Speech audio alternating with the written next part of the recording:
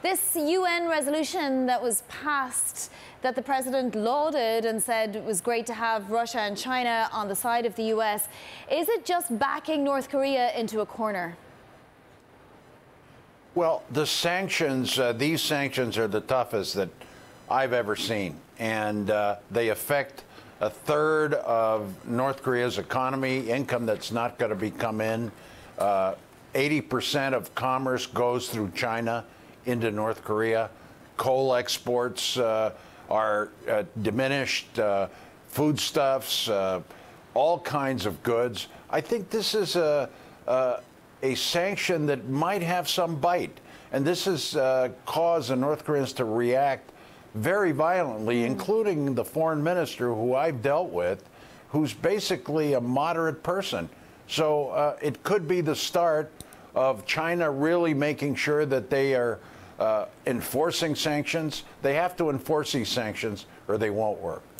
Now, we know that the leader, Kim Jong-un, is, he will do what is necessary to keep power. He's going to, test more missiles. I think that much is clear. It doesn't matter how many sanctions or how much suffering as people go through. Is this the best approach for a leader like him? I believe that these sanctions combined with some kind of diplomatic initiative.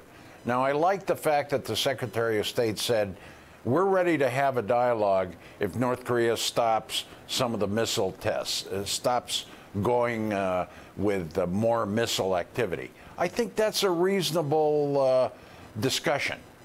North Korea has rejected it, but I think if these sanctions have some bite, if China continues with real pressure, unlike in the past when they've done very little, it might have some effect because the North Korean economy is rather small.